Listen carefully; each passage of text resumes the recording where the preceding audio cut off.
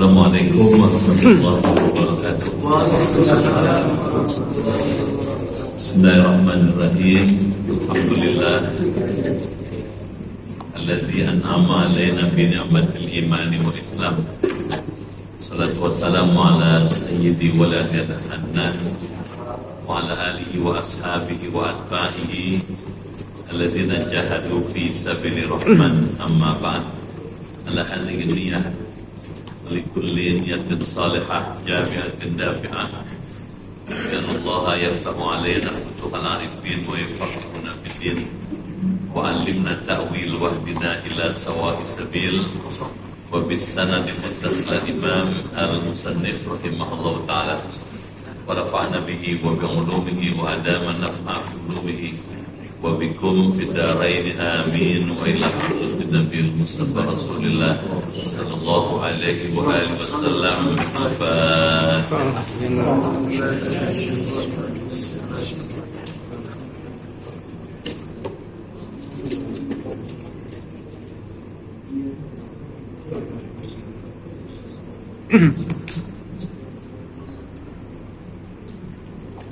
Bismillahirrahmanirrahim.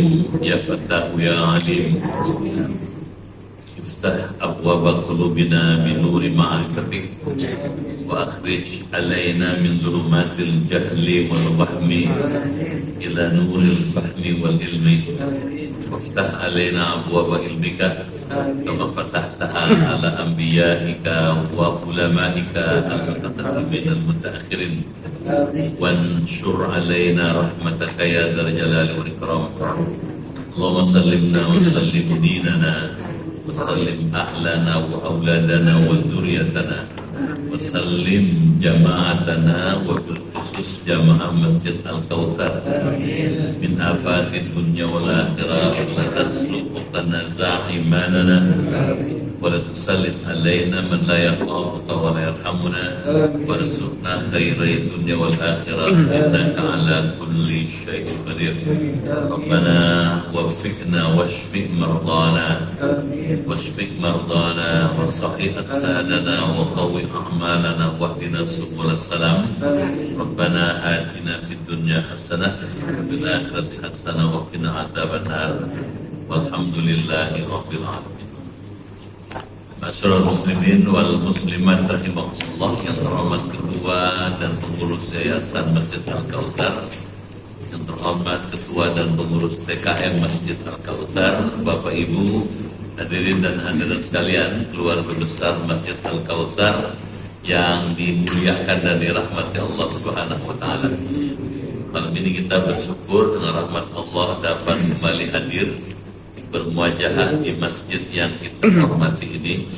Untuk itu saya menyampaikan ucapan terima kasih dan penghargaan yang tinggi atas pilihan Bapak Ibu hadir di majelis ilmu malam hari ini. Saya doakan semua yang hadir beserta keluarga sehat, panjang umur, kuat iman, giat beribadah, banyak rezekinya, maju usahanya, hidupnya berkah, keluarganya sakinah, bisa husnul khotimah.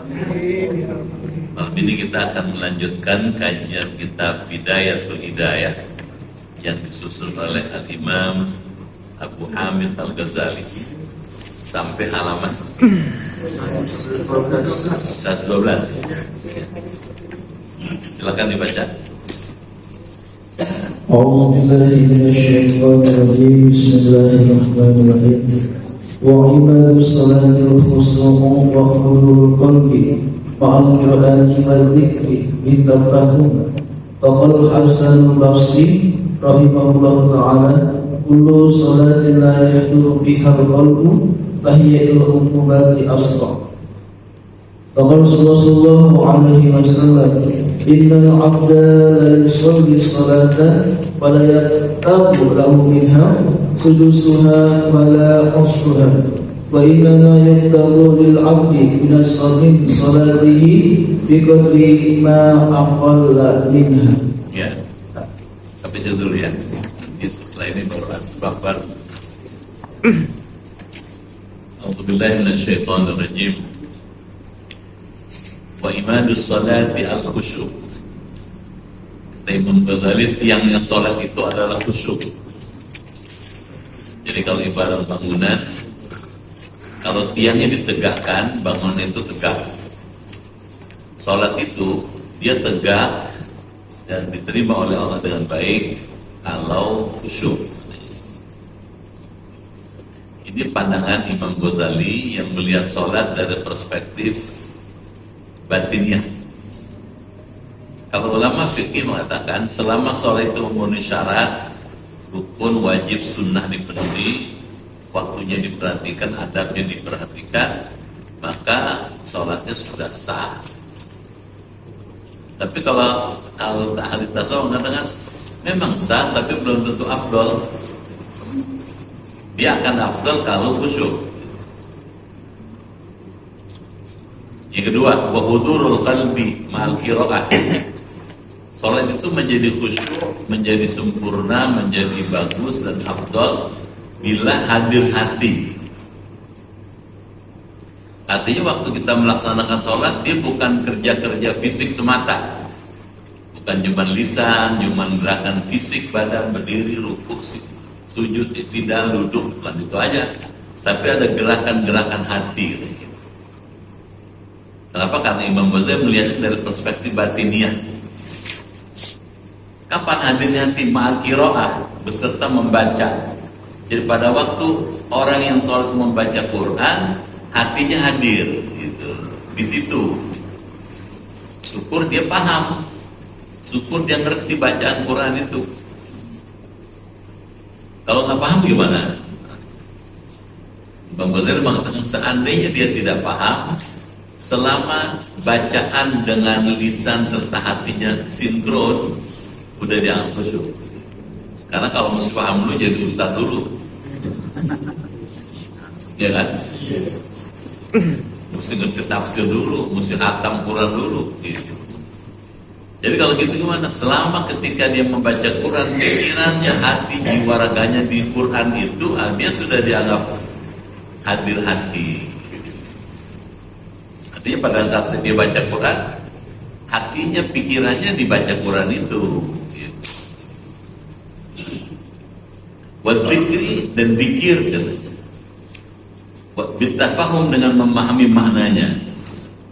Kalau sekarang kita misalnya zikir tapi nggak paham maknanya, menjadi keharusan buat kita berusaha memahami. Misalnya, kenapa kita habis sholat baca istighfar? Yang pertama kan ada hadisnya. Yang kedua, kenapa istighfar? Oh, karena kita mohon ampun pada Allah. Astagfirullahaladzim, aku mohon kepada Allah ampunan kepada zat yang maha agung, katanya. Wa atubu ilaih, aku bertobat kepadanya. Jadi apa yang kita baca, kita pahami. Wa qala al-Hasan al-Basri, dan berkata Syekh Hasan Basri, ini gurunya Imam Ghazali rahimahullahu ta'ala, semoga Allah merahmati beliau. Kullu salatin, setiap salat yang tidak hadir, katanya la yahduru fi'al qalbu, tidak hadir hati padanya, fahiya ilal uqubah asra, katanya. Maka salat itu kepada mendapat siksa lebih cepat. Maksudnya salatnya itu kalau nggak disertai dengan hadirnya hati, manfaatnya kurang, gitu.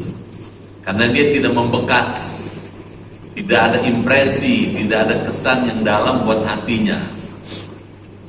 Kalau sholat itu berbekas ke dalam hati, dia akan mempengaruhi perilakunya, akan mempengaruhi perbuatannya. Itu yang dimaksud inna sholata tanha anil fahsya'i wal munkar. Sesungguhnya sholat itu mampu mencegah orang dari berbuat keji dan munkar. Nah, untuk bisa tanha anil fahsya' wal munkar, Imam Ghazali mengatakan hudurul qalbi ma'al qiraah bidzikri wat tafahum. Itu tangkap ya? Nah, kalau sekarang belum paham, ya berusaha untuk memahami. Itu gunanya ngaji, gunanya belajar. Jadi tausiahnya kalau boleh terus memperbaiki diri, meningkatkan kemampuan diri terus supaya semakin sempurna. Sampai situ. Jadi sholat itu dilihat dari dua aspek.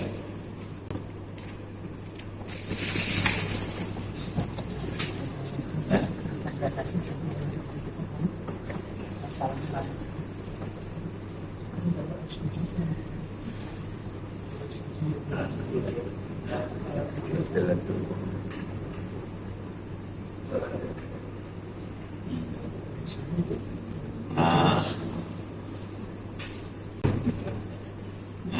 sholat itu bisa dipandang dari dua sisi.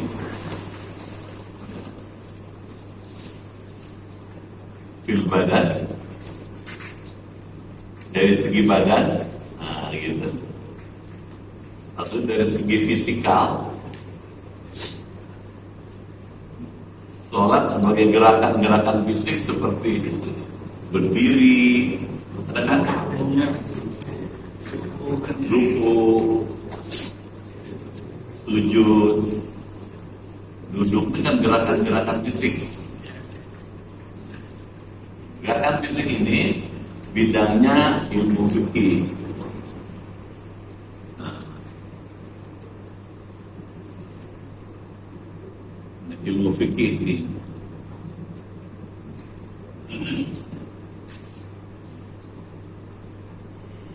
gitu. Nah, Imam Ghazali, Ibnu Athaillah kalau tasawuf itu sebelum ngajar tasawuf dia menguasai fikih dulu dia. Kuasai dulu. Jadi jangan dianggap kalau belajar tasawuf orang ngajar tasawuf dia nggak ngerti fikih, jangan. Dia kuasai dulu. Ibnu Athaillah misalnya sebelum menguasai tasawuf dia sudah ngajar fikihnya. Matang fikihnya.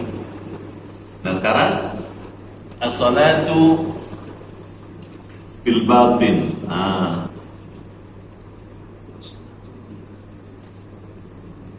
salat dalam perspektif batin, spiritual.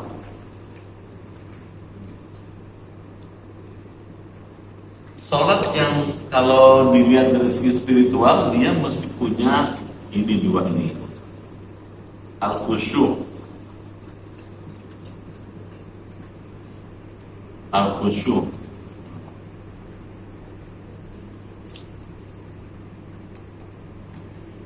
Yang kedua, hudurul qalbi.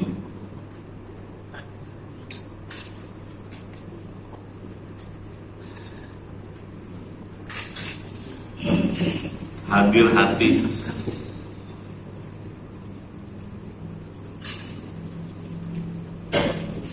Kalau ini dilakukan khusyuk, nah gitu. Nah di sini ada tandanya nih.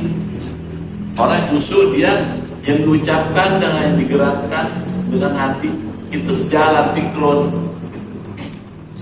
Dibaca Bismillahirrahmanirrahim, lisannya, hatinya bilang dengan asma Allah yang maha pengasih, maha penyayang. Seandainya dia nggak ngerti maknanya, nggak ngerti terjemahnya, apalagi nggak ngerti tafsirnya, paling nggak waktu dia baca Bismillahirrahmanirrahim, hatinya di Bismillah. Bisa tahu nggak? Ya. Emang bisa orang baca Bismillah tapi hatinya bisa? Ada. Ya, sholat Bismillahirrahmanirrahim. Saya pikirnya no. Ntar pulang mau beli ini sate ayam. Dia pikirnya sate ayam. Jadi tidak hadir hati namanya. Itu tahu ya? Ini jadi telaah ahli tasawuf. Ini bidangnya. Ilmu tasawuf.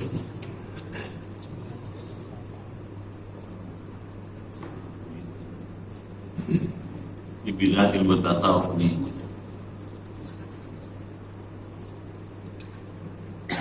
Pertanyaannya, kenapa mesti peduli dengan ilmu tasawuf? Jangan salah, manusia kan adalah makhluk dua dimensi.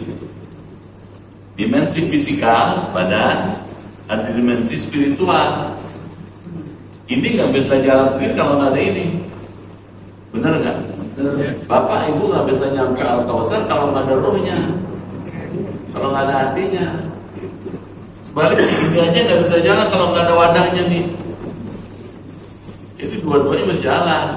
Makanya pandangan yang seperti ini dianggap pandangan holistik. Pandangan yang holistik. Melihat ibadah sholat dalam perspektif yang menyeluruh. Gitu. Tausiahnya jangan cukup dengan ilmu fikih, tapi lengkapi dengan ilmu tasawuf. Tidak bisa ilmu tasawuf tanpa ilmu fikih. Itu lengkap. Dan Imam Ghazali itu dalam Bidayatul Hidayah itu menggabungkan ini dengan ini, gitu. Masih ingat kan minggu lalu kan?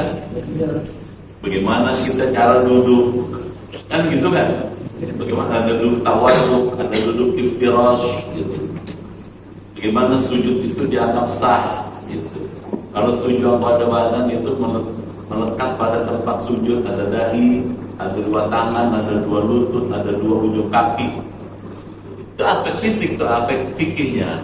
Aspek tasawufnya sekarang dibicarakan. Mesti khusyuk, mesti hadir hati, gitu. Jelas ya? Ya. Kalau menurut saya sih kitab ini udah cukup lumayan sih membuka wawasan. Tausiahnya jangan berhenti belajar, jangan bosan ngaji. Kenapa? Karena ilmu itu memperluas cakrawala. Malah kata Imam Ghazali, ini aspek yang ini khusyuk dan hadir hati ini tiangnya sholat. Sholat nggak bisa berdiri kalau nggak ada ininya. Ini tiangnya nih, imatnya. Ada kan? As-sholatu imaduddin kan gitu.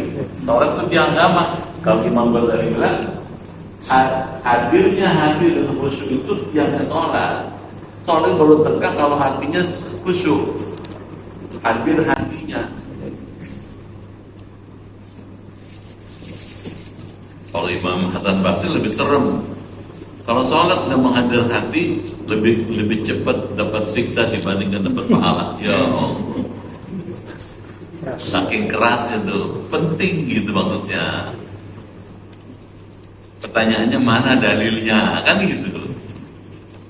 Jadi Imam Ghazali nggak ngarang dia, tapi ada dalilnya. Kalau Rasulullah SAW telah bersabda, Rasulullah SAW, innal abda, sesungguhnya seorang hamba la yusalli salata, benar-benar mengerjakan sholat, katanya.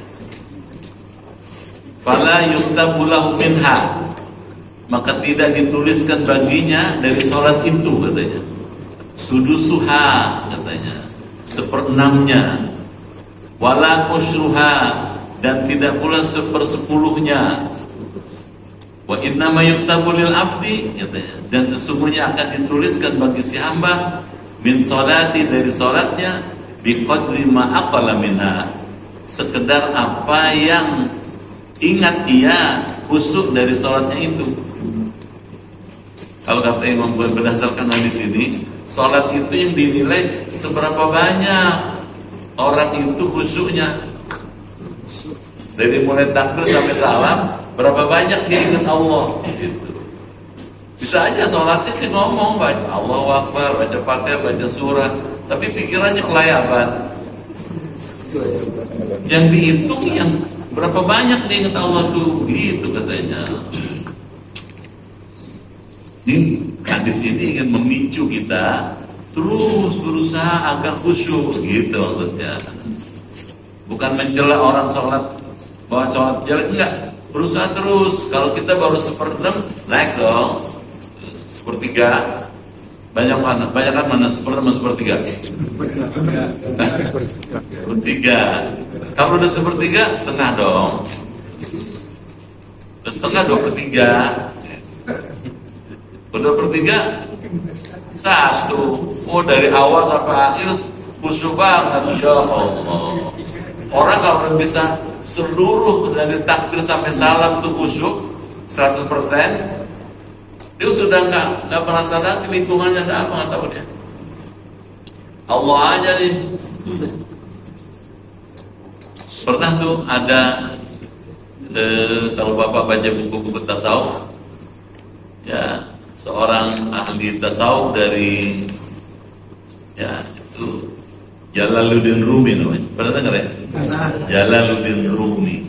Itu dia lagi sholat, saking khusyuknya dia nggak sadar semua badannya ketutup es. Ketutup es karena musim salju. Sholat aja jam terus sholat, dia nggak berasa tuh badannya pada ditutup sama salju.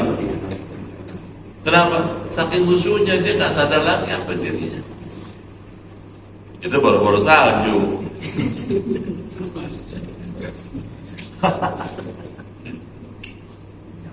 Ada lagi informasi misalnya, Sayyidina Ali bin Abi Thalib pahanya kena panah. Kata Ali, coba kamu cabut panah yang melekat pada paha saya ini. Saya lagi sholat, dia wudu dulu. Dia sholat sunnah. Begitu dia sholat sunnah, dicabut sama sahabatnya nggak berasa. Coba itu boro-boro cabut. Ada kecoa lewat lompat kita.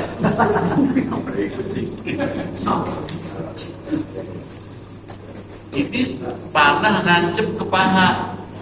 Kalau orang sekarang kan mesti dibius dulu, bukan? Dibius, operasi dulu, macam-macam, dicabut biar nggak berat. Ini dicabut nggak bergeming tuh Ali bin Abi Thalib. Kenapa? Saking khusyuknya dia pikirannya Allah terus, Allah. Nah pertanyaannya, kok bisa kayak begitu? Ya kita mesti menuju ke sana supaya kita bisa menikmati ibadah itu. Gitu. Makanya nggak heran Nabi Muhammad kalau sudah tahajud sampai bengkak betisnya nih, hatta tawarramat qadamah, sampai betisnya bengkak.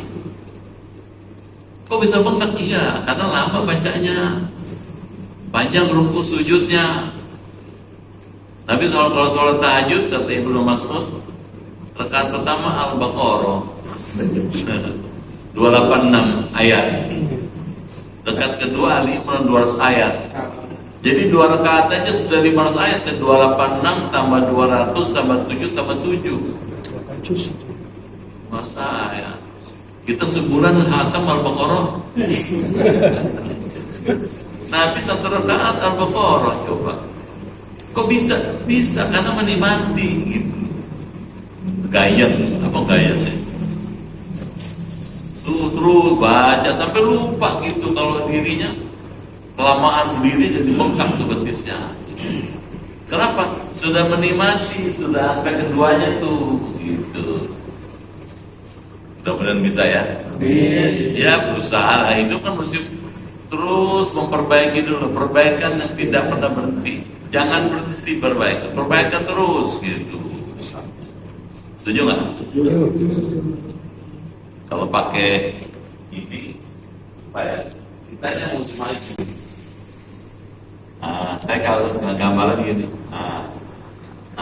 orang kota begini. Kalau sekarang ada di sini, besok di sini, lusa di sini, di sini. Jangan rata, flat. Kalau rata rugi dong. Rugi apa? Ukurnya habis, prestasi nggak naik. Apalagi di sini nih, aduh. Tadi dari sini ke sini. Tuh, yungsaf. Decreasing. Kalau ini flat, kalau ini increase. Kita mesti ke sono gitu. Yang bilang siapa? Nabi, bukan saya. Man kana yaumu khairan min amsi fa huwa rabi. Siapa orang hari ini lebih baik dibandingkan kemarin, dia sedang beruntung dia. Kalau kemarin segini, sekarang segini, maju dong. Ya kan? Lusa segini, naik lagi. Besok setelah lusa ini, maju. Mesti begitu. Ya saya udah tua Pak Ustadz, gimana semampunya. Kalau nggak bisa kuantitas, kualitasnya dibagusin. Kalau nggak bisa jumlahnya, mutunya dibagusin. Ya maaf ya kalau udah ada umur kan kadang kan ada aja kurangnya, maaf ya Pak. Yang bilang Allah bukan saya. Wa man nu'ammir nunakisu fil khalqi afala yaqilun. Siapa yang kami panjangkan umurnya, maka kami kurangi kemampuannya. Pasti itu Pak. Ada aja tuh dengkul sakit. Ada nggak gitu ya? Iya. Duduk lama nggak bisa bangun. Pegel di sini leher. Ada aja. Jadi gimana? Ya semampunya. Yang penting ada tekad buat berubah. Mesti terus sono. Bisa kualitasnya ditingkatkan, bisa kuantitasnya. Kalau bisa dua-duanya. Itu ya. Ngaji nggak boleh marah. Saya udah tua Pak Ustaz, boro-boro menaikkan. Ya, kalau nggak bisa berdiri sholat sambil duduk, apa-apa. Pasti bagus sholat. Makanya di kursi itu. Kalau di Masjidil Haram di Mekah kan baru masuk udah ada orang angkat kursi lipat tuh. Duduk. Apa yang penting sholat. Jelas? Baik. Selesai nih. Bab ini sudah selesai, kalau kita pindah. Adabul imamah wal qudwah katanya. Adab mengimami sholat dan bermakmum. Ini lebih umum. Kalau kemarin lebih individual, kalau lebih umum buat orang banyak. Bagaimana kita jadi imam, bagaimana kita jadi makmum. Apa hak imam, apa hak makmum, apa kewajiban imam, apa kewajiban makmum, dan seterusnya. Silakan dibaca. Adapun imamati wal qudwati, yang bagi imam ayu khafifah salat. Qala Anas bin Malik radhiyallahu ta'ala anhu, ma salaitu khalfa ahadin salatan akhaffa wa la atamma min salati Rasulullah sallallahu alaihi wasallam wa la yuqaddimu ma lam yafruqil muaddimu min al-imamati wa ma lam tastawi sufufu wa yarfa'u imamu sawtahu bi takbirati wa la yarfa'u ma'mumu sawtahu illa bi qadri ma yusmi'u nafsahu wa yanwil imamul imamata liyanal fadla fa idza lam yanwi salatul qawmi idza nawal iktida'a bihi wa nalu fadlal qudwah. Ya, kita pahami dulu ya. Sekarang adabul imamah wal qudwah. Adab menjadi imam, mengimami sholat, wal qudwah, dan adab menjadi makmum.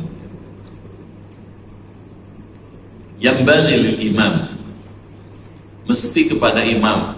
Dalam bahasa yang lebih seyogianya seorang imam, ayu khafifas salata, meringankan sholatnya. Maksudnya imam itu kalau bisa meringankan dari makmum. Jangan terlalu panjang, jangan terlalu pendek, gitu. Kedengeran nggak? Misalnya kalau maghrib nggak usah terlalu panjang.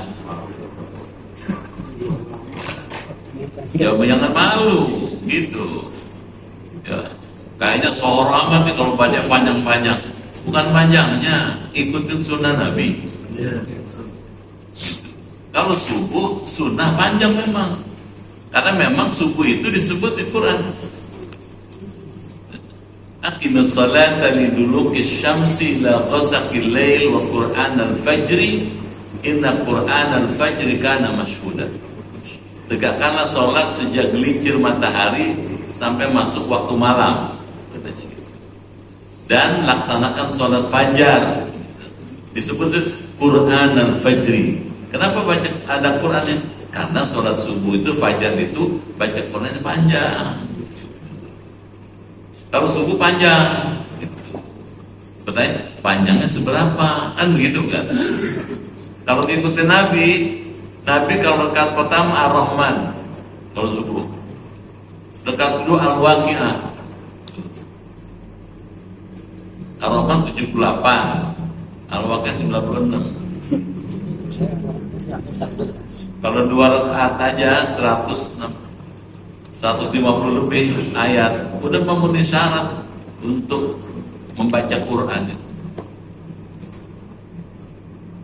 Coba, kalau subuh, kalau maghrib pendek, kadang cuma Al-Falaq sama Anas. Jangan marah ya, jangan tersinggung. Ustaz yang rotin gue, nggak ada, saya cuma ngajarin doang. Kalau maghrib yang pendek aja, kenapa? Kan gitu. Karena maghrib itu waktunya singkat. Yang kedua, orang masih banyak perlu. Kata Nabi, idza amal qaum falyukhaffif. Kalau kamu jadi imam sesuatu kaum, ringankanlah katanya salatmu itu. Kenapa? Fa inna fi mudha'if wa saqim wal kabir wa dzal hajah. Karena di antara makmum yang ikut kamu itu katanya ada yang sakit tapi dipaksain mau sholat, dia bilang batuk tapi kepengen sholat, dia pengen berjamaah itu, palanya kelengan masih pengen sholat, saking pengen berjamaahnya. Yang begitu-begitu kalau kita panjang-panjang kesian. Kedengeran nggak? Wasakim wal kabir, ada yang udah tua. Udah tua, kalau udah tua kalau kita baca panjang-panjang gemeter dia. Untung nggak jatuh. Ada lagi wadal aja, ada lagi yang masih punya keperluan. Habis maghrib mau kondangan. Kalau kita sholat maghrib baca yasin, makmumnya gerah. Ghairil maghdubi alaihim waladdallin. Amin. Bismillahirrahmanirrahim. Yasin. Waduh, makmumnya baca Yasin nih 83 ayat. Mana mau kondangan, mana di tengah-tengah sholatnya. Mau molos susah, nggak molos gimana nih? Jadi kan nggak khusuk tuh makmum. Jadi kalau gitu ya baca, nggak usah malu, pendek-pendek, surat-surat pendek juz amma kan boleh aja. Itu makanya dikatakan imam itu mesti meringankan sholat. Kalau isya sedang, panjang enggak, pendek enggak. Zuhur asar juga sedang. Itu tangkap ya? Qala Anas bin Malik, berkata Sayyidina Anas bin Malik, ini orang Ansor, orang Madinah. Orang Madinah yang jadi pembantu Rasulullah 10 tahun berkhidmat pada keluarga Nabi. Radhiyallahu anhu, semoga Allah meridhoinya. Kata Anas, ma shallaitu khalfa ahadin. Aku tidak pernah sholat di belakang seseorang. Sholatan dengan suatu sholat ahaffa yang lebih ringan katanya. Wal atamma dan lebih sempurna. Wal min sholati Rasulullah sallallahu alaihi wasallam dibandingkan sholat Rasulullah. Dia memuji Rasulullah kalau sholat luar biasa, nggak ada yang lebih bagus dari kita. Pantas dong. Nabi, contoh semua orang kan.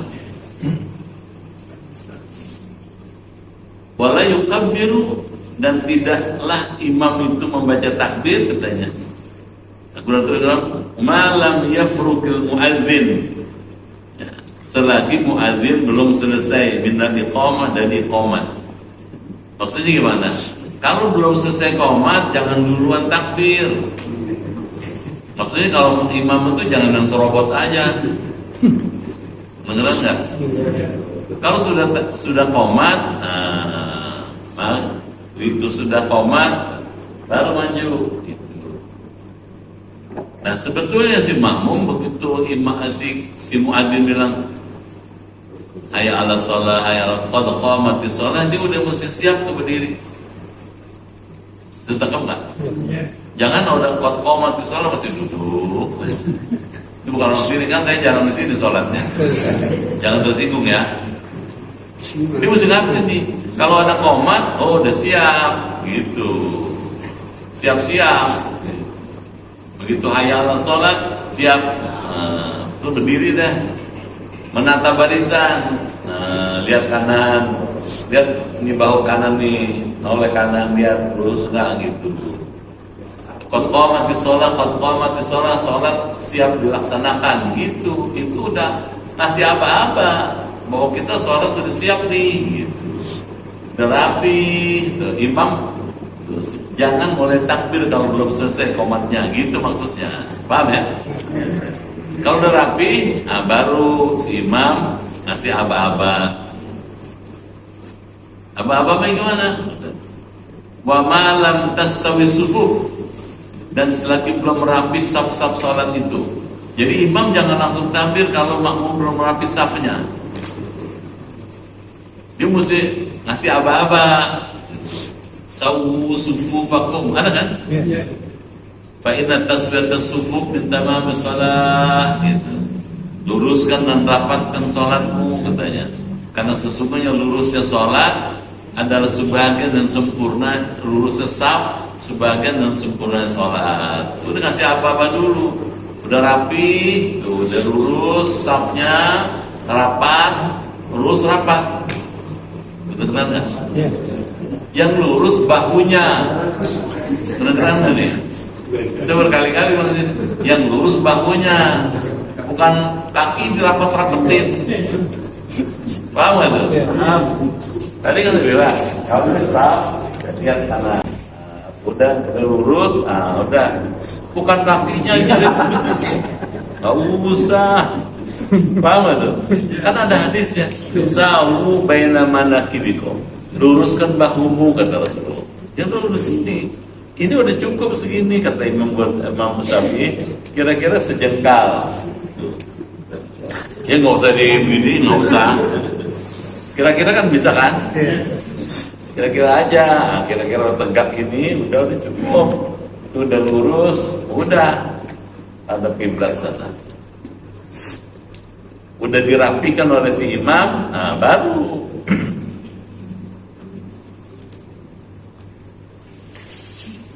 Wa yarfa'ul imamu sawtahu bitakbirat katanya, dan imam harus katanya mengeraskan suaranya membaca takbir intiqal. Takbir pindah rukun. Allahu Akbar. Allahu Akbar. Itu. Bisa tangkap nggak? Yes. Kencang. Kalau imamnya nggak kencang, mesti ada mubalaghahnya yang ngencengin. Kan ada kan?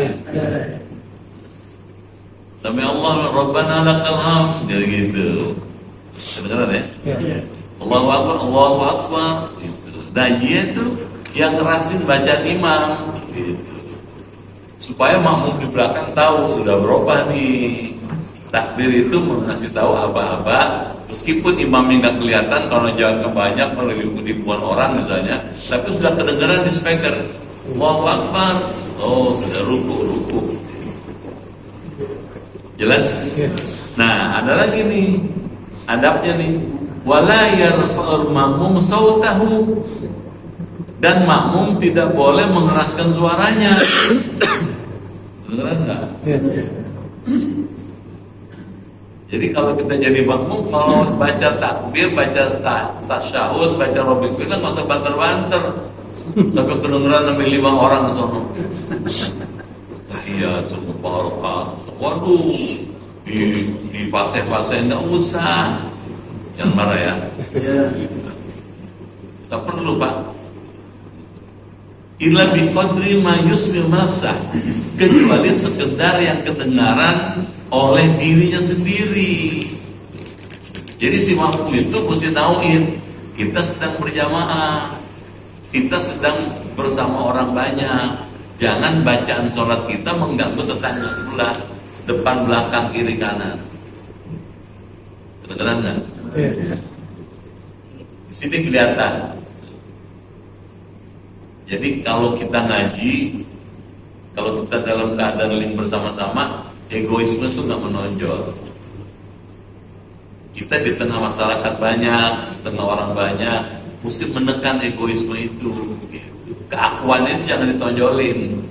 Kita bersama-sama. Makanya kita, bukan saya, bukan aku. Paham ya? Jangan marah.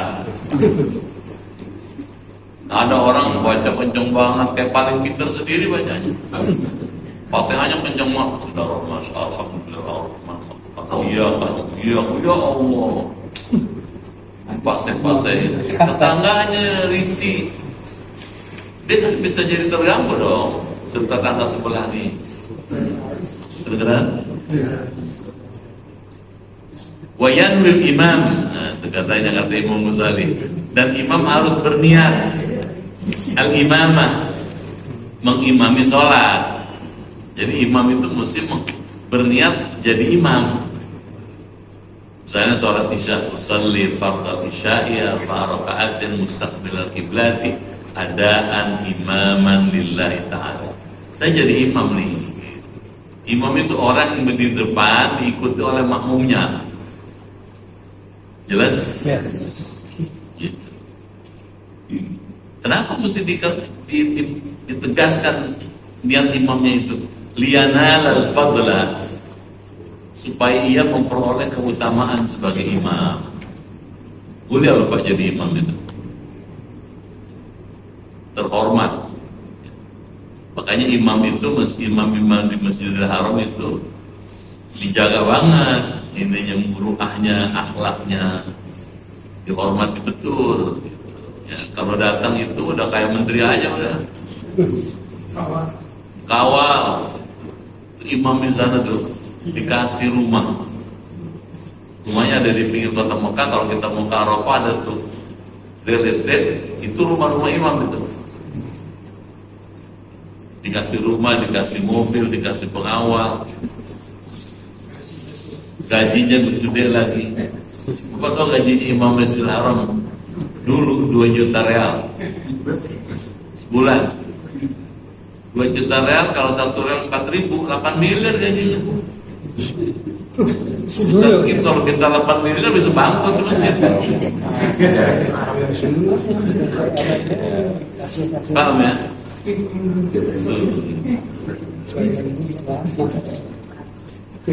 Artinya apa? Begitu dihormati kedudukan pemimpin agama ya. Jelas? Pakaiannya juga itu, kalau boleh disarankan, kalau boleh sarankan Masjid Al-Kautsar itu ada pakaian khusus buat imam sama muadzin. Kalau pas jadi imam pakai jubah, setelah udah selesai lepas, gantung lagi. Supaya beda nih, imam ini bukan imam, muadzin juga kasih beda pakaiannya gitu, supaya kelihatan muadzin nih ada petugas nih. Kedengeran nggak? Beliin aja, nggak mahal itu. Gantung itu pakai yang terhormat gitu. Ada kan? Pakai.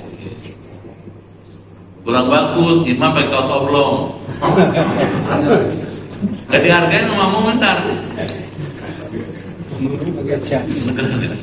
Meskipun suaranya bagus, makrajnya bagus, ya, kiroatnya bagus, tapi kalau pakaiannya nggak bagus juga orang nggak respect dong. Beneran ya? Jangan marah lagi. Pakai gitu. Kalau lagi tugas, saya imam nih sekarang, pakai pakaian. Saya muadzin, pakai pakaian itu gitu. Kos partai lagi. Fa'idza lam yanwi, katanya, maka jika ia tidak niat imamah, si imam itu tidak berniat sebagai imam, shahat sholatul qaum, maka sahlah sholat kaumnya, para makmumnya. Jadi kalau imamnya nggak niat sebagai imam, makmumnya sangat sah. Idza nawat tidak bih, apabila mereka berniat mengikuti kepada imam itu. Makanya kalau makmum juga niat makmuman lillahi ta'ala. Itu pentingnya Pak. Meskipun Allah udah tahu, Allah udah ngerti, Bapak berada di belakang imam berarti Bapak makmum, Allah udah ngerti. Tapi untuk memantapkan hati, meneguhkan suara hati itu dilafalkan. Itu maksudnya.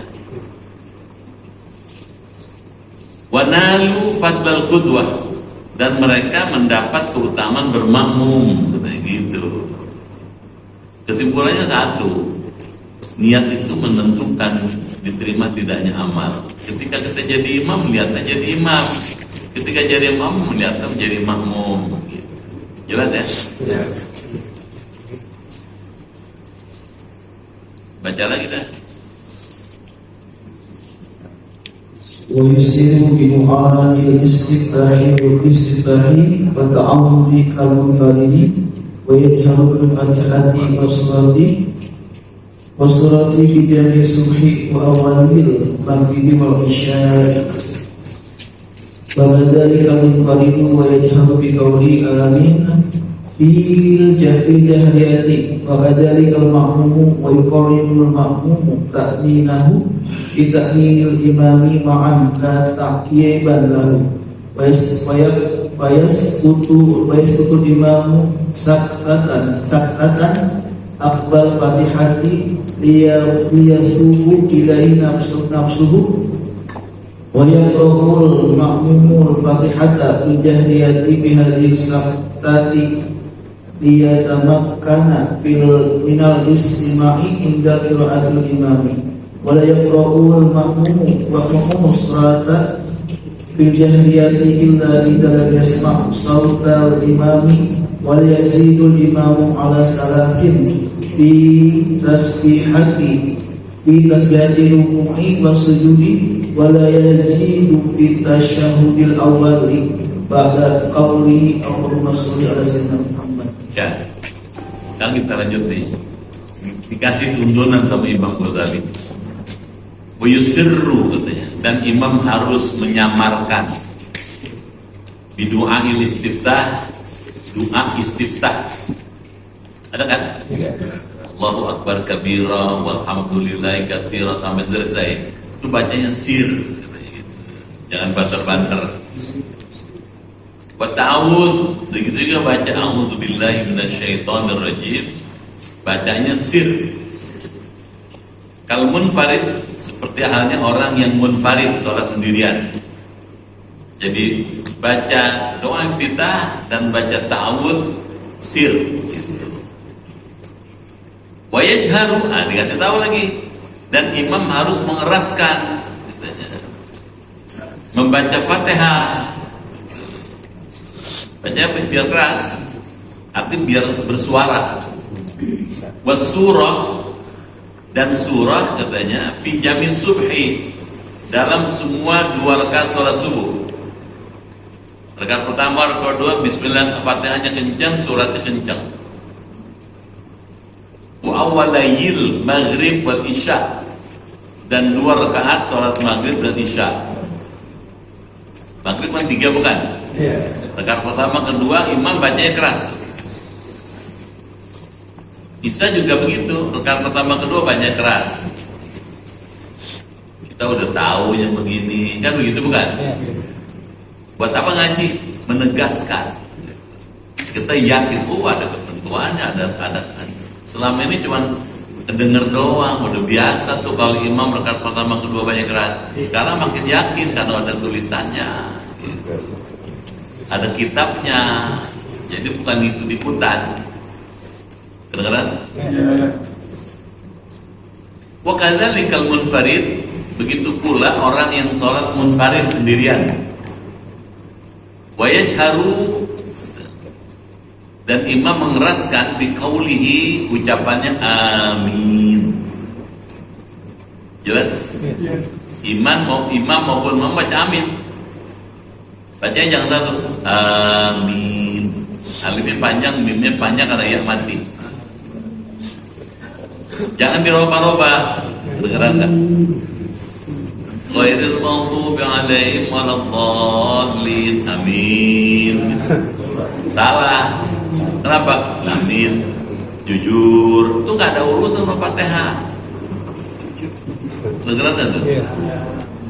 Ada juga bacanya ghairil maghdubi 'alaihim waladdallin. Amin. Pakai tasdid. Salah juga. Paham gak tuh? Kalau pakai tasdid, orang berangkat dari pondokan, dari hotel ke Masjidil Haram pakai ihram tuh aminal baitul haram. Yang bagus ini tadi amin gitu. Kalau bacanya amin istajib doa'ana, terimalah doa kami ya Allah. Tuh, cocok. Jelas? Sebetulnya udah tahu, cuman dibantahkan aja kan.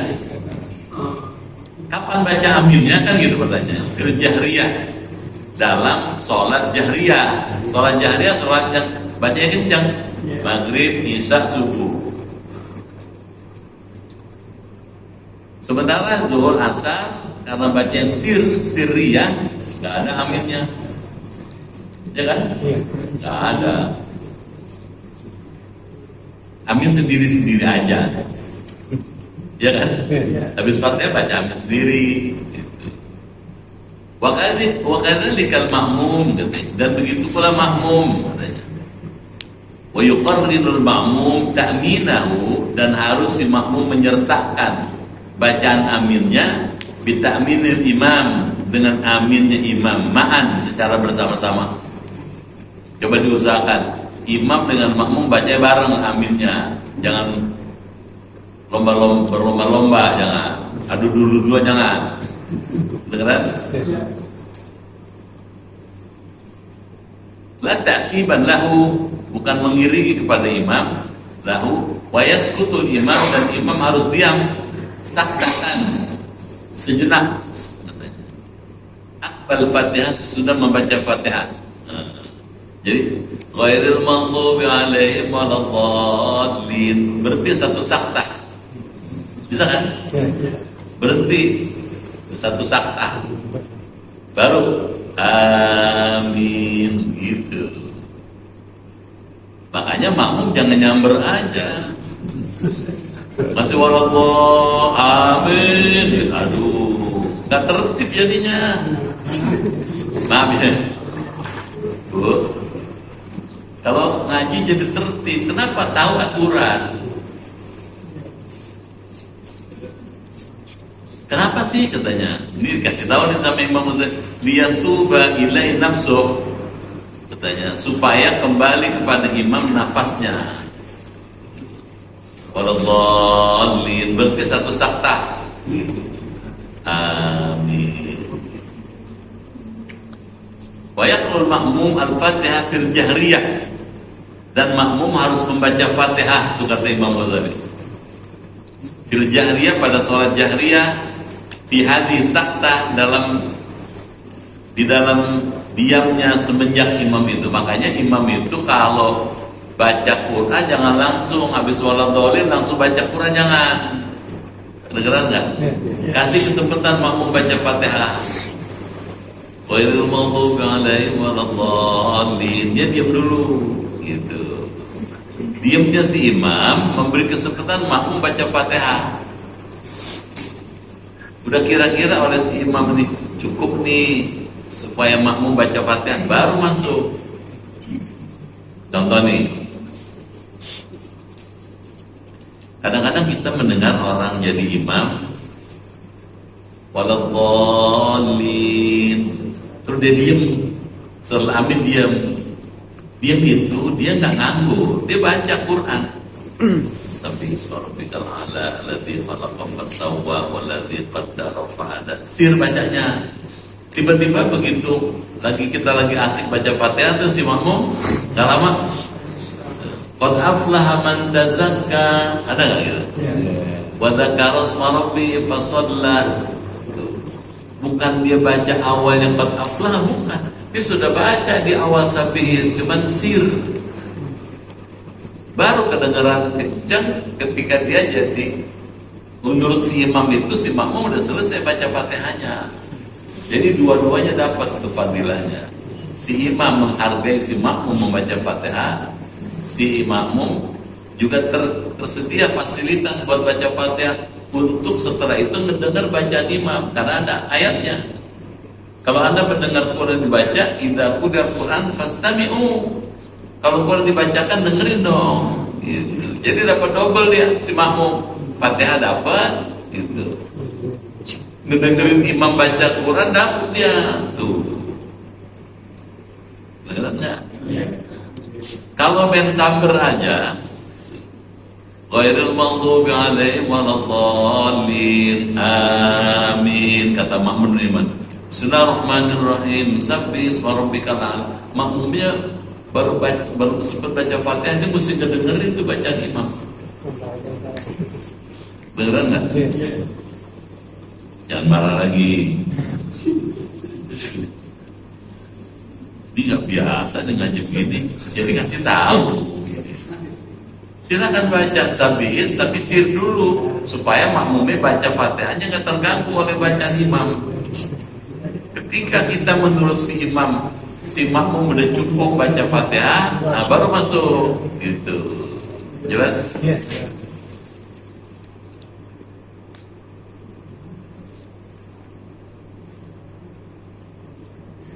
Wa yaqra'ul ma'mum al-Fatihah fil jahriyah, dan makmum harus membaca Fatihah pada sholat jahriyah. Tuh.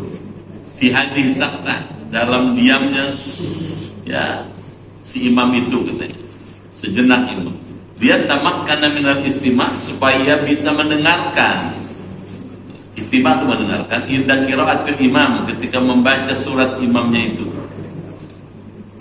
Jadi kalau dia dikasih kesempatan baca Fatihah, dia sempat ngedengerin imam baca surat itu, gitu. Jadi double dapatnya.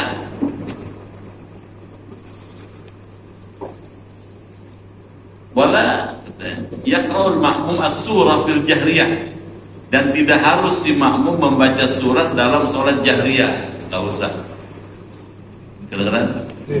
Isya tadi kan 4 rakaat. Rakaat pertama, kedua imam bacanya keras. Si makmum cukup baca Fatihah saja, nggak perlu baca surat. Rakaat ketiga, keempat, baik imam maupun makmum sama-sama Fatihah.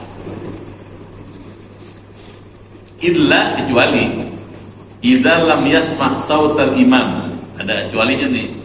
Apabila makmum tidak dapat mendengar suara imam. Misalnya dulu kan nggak ada speaker. Yang sholat banyak nih, antara imam dengan makmum yang belakang nggak kedengeran. Kalau nggak kedengeran, nggak ada speaker, nggak ada mubalaghahnya dan macam-macam, maka dia boleh baca surat makmum. Jelas kan? Sekarang udah canggih, speaker sampai keluar-keluar loh. Jadi nggak ada alasan bagi makmum. Jelas? Wala yazidul imam, dan imam tidak boleh melebihi ala talatin, kepada 3 kali fi tasbihati ruku', dalam membaca tasbih waktu ruku'. Jadi imam cukup baca tasbih 3 kali, subhana rabbiyal azim 3 kali, cukup 3 kali. Nah berhenti sebentar, ngasih kesempatan makmumnya. Kedengeran? Tapi kalau sholat sendirian silahkan. Yang minggu lalu kita bahas dulu. Boleh 7, boleh 9, boleh 27. Kalau sendirian, namanya sholat sendirian kan? Itu katanya. Buat sujud, demikian juga waktu sujud. Baca tasbih cukup 3 kali. Wala yazidu fit tasyahhudil awal, dan tidak boleh imam menambah bacaan pada tasyahud awal ba'da qaulihi, sesudah mengucapkan Allahumma sholli ala sayyidina Muhammad. Udah cukup sampai situ. Jangan sampai alamin innaka hamidum majid. Itu tasyahud akhir. Dengeran ya?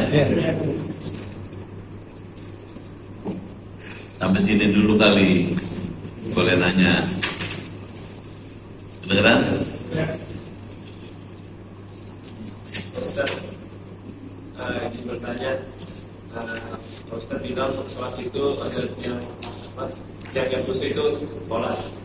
Nah, pertanyaannya, kalau misalkan kita sholat berjamaah, terus sebelum sholat berjamaah itu masih ada urusan, yang kita menganjurkan untuk belajar berjamaah, tapi sisi lain kita nggak khusyuk, itu gimana Ustaz?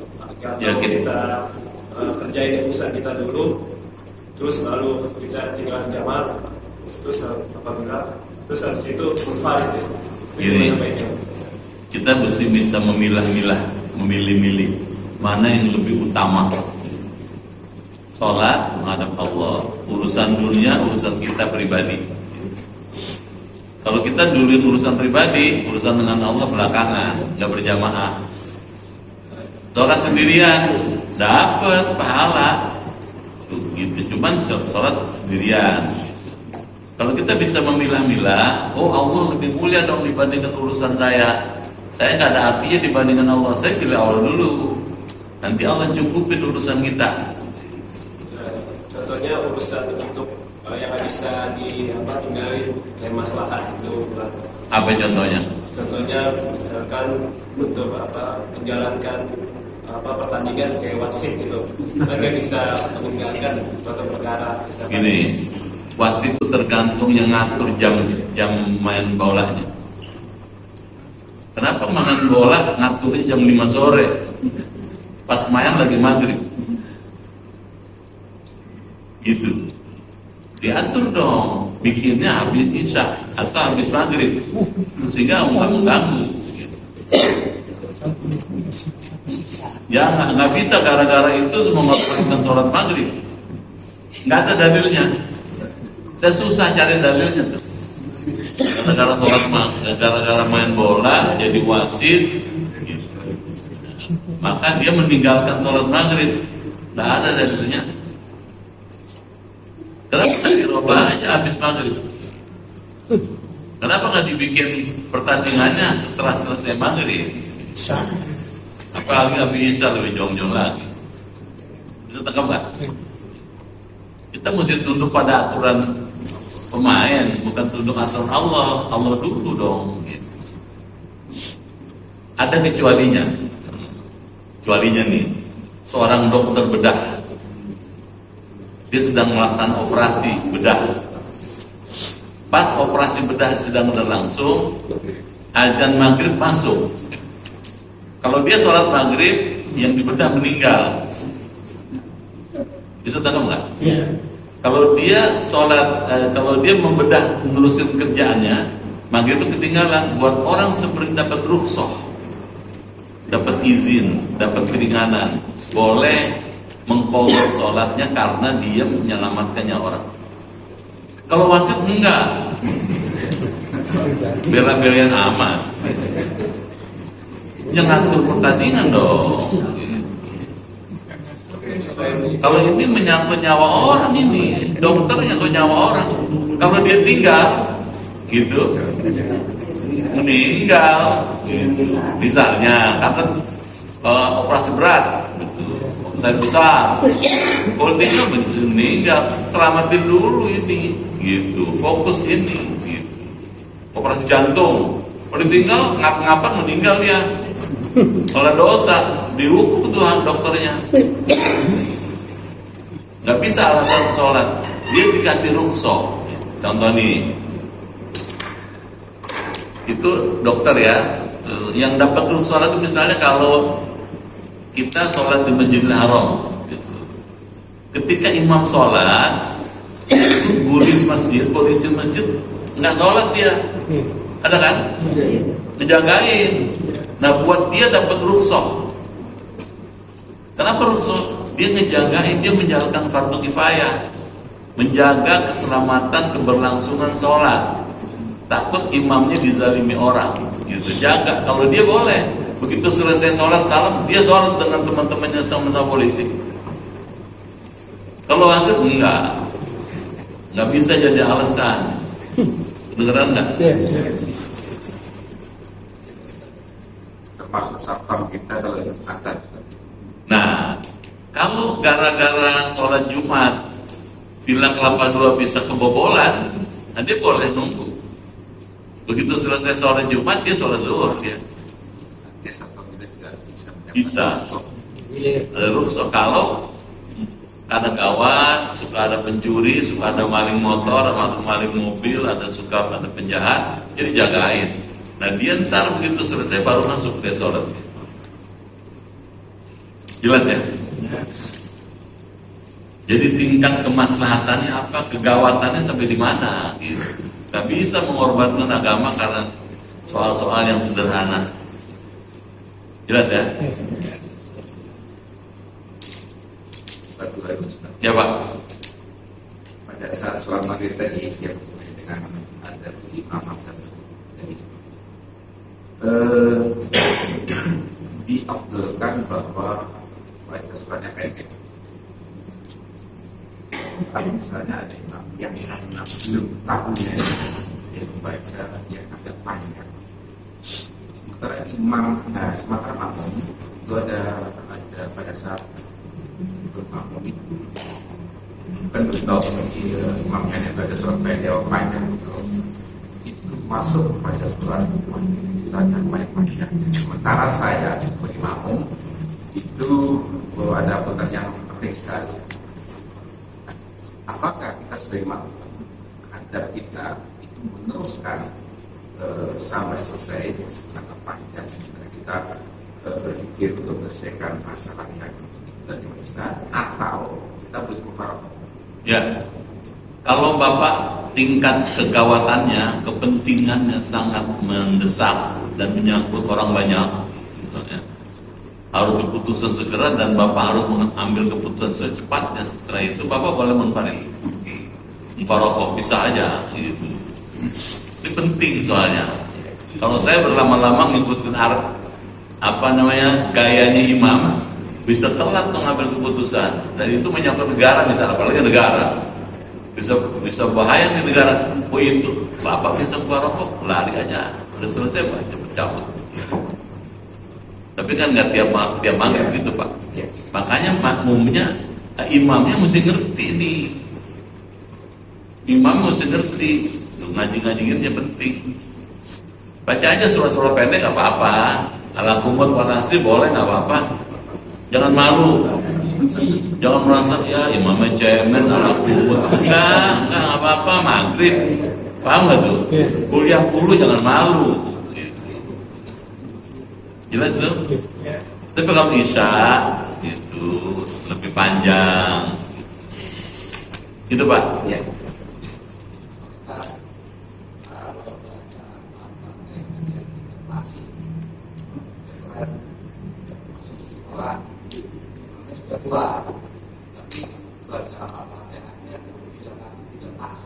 Ya. Jadi imam itu kalau di masjid mesti diputuskan oleh pengurus masjid, ditetapkan gitu. Setelah diseleksi, dipilih dulu. Ya kalau mau bagus ya, jangan marah ya, jangan asal-asalan. Satu kata Nabi, yang paling berat jadi imam aqra'uhum li kitabillah, orang yang paling menguasai kitab Allah. Bacaannya paling bagus, tajwidnya paling bagus, makhrajnya paling bagus, hafalannya paling banyak, mengerti tafsirnya makin. Ini dia nih, dia paling dulu jadi imam. Kalau ada imam nggak fasih, nah dipermasalahkan, kenapa ditunjuk jadi imam? Bisa tangkap nggak? Jadi masalah tuh, pengurusnya dicek dulu, bener kan ini imam nih gitu. Jangan-jangan imam gadungan, bukan imam yang resmi gitu. Kalau imam resmi udah diputuskan hari Senin, Selasa si A, Rabu, Kamis si B misalnya. Nanti ada naibul imam pengganti. Kalau imam yang utama ini patah karena sakit, imam penggantinya maju. Gitu, mesti gitu. Itu sudah diputuskan. Nah, jangan sampai imamnya nggak datang, makmum suruh maju. Berhubung imam belum datang nih, coba siapa jamaah yang bisa menjadi imam maju. Nah yang begini Pak, begitu imam yang jamaah maju nggak fase, nah jamaah yang lain menggerutu. Jadi mesti diputusin. Maaf ya, jangan marah ya. Ya saya dulu kan mesti ngasih tahu dong. Lebih tertib jadinya. Masjid itu lebih tertib, teratur. Jelas?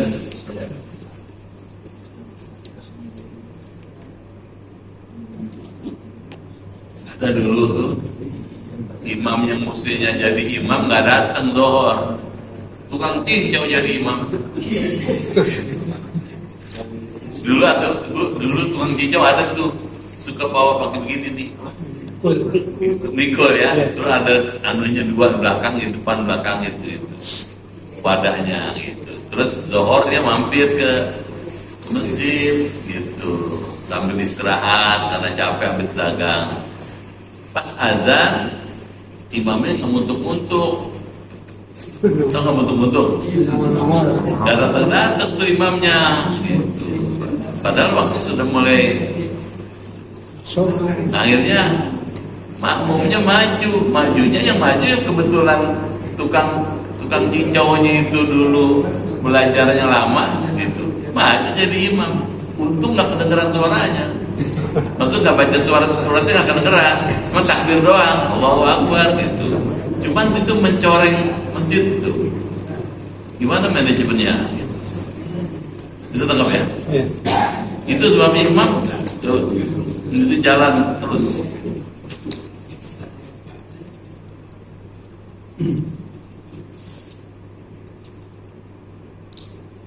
Ibu mana ya? Enggak ya? Udah tahu lah.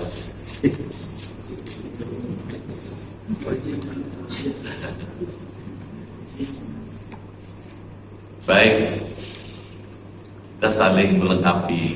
Saya tugasnya menjelaskan seperti yang diajarkan dalam kitab-kitab. Ini sudah standar, Pak. Jadi jangan ragu-ragu. Kalau Bapak ini dengar di YouTube, di Instagram, di Facebook, di macam-macam yang lain, Bapak mesti jangan terpengaruh. Ini udah standar nih, gitu. Bisa tangkap ya? Kalau ada yang lain, mesti bacaannya lain, haluannya lain. Bisa tangkap nggak? Kalau kitab ini disusun oleh Imam Abu Hamid Al-Ghazali. Imam Ghazali ini mazhabnya Syafi'i, akidahnya Ahlussunnah wal Jamaah. Jadi mesti jelas. Jangan tangkap nggak? Nanti Bapak ngedengar ada penceramah di YouTube haluannya Maliki. Bapak dengar, wah hebat juga, bener juga nih, kalau gitu selama ini saya salah. Kalau Maliki tentu nggak boleh. Gitu. Imam lagi baca Quran, makmum diam aja sampai kelar, udah diwakili imam gitu katanya. Kan? Kalau Imam Syafi'i bilang, meskipun jadi makmum, dia wajib tetap baca Fatihah. Nah karena itu si imam mesti memberi kesempatan pada makmum baca Fatihah. Jelas ya? Cukup dulu kali ya. Haji kalau kebanyakan lama-lama gedek sama saya. Semuanya sehat, panjang umur, kan? Dalam ridho Allah bisa husnul khatimah. Al-Fatihah.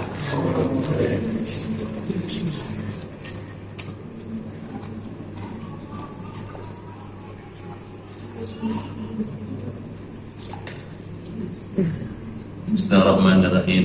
Allahumma bihaqqil Qur'an wa bi kalamikal qadim wa bi Muhammadin khatamin nabiyyin wa bi haqqi ummil Qur'an. Alimna al-Qur'an wa faqihna fid din wa 'allimna ta'wil wa hdina ila sawa'is sabil.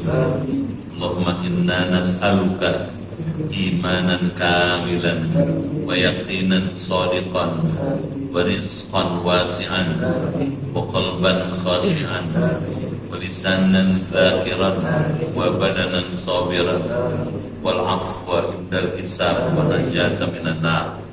Allahumma khtim lana bi husnil khatimah wa la takhtim alaina bi su'il khatimah. Rabbana atina fid dunya hasanah wa fil akhirati hasanah wa qina adzabannar. Walhamdulillahi rabbil alamin. Sekian, lebih kurang mohon maaf, terima kasih. Assalamualaikum warahmatullahi wabarakatuh. Waalaikumsalam.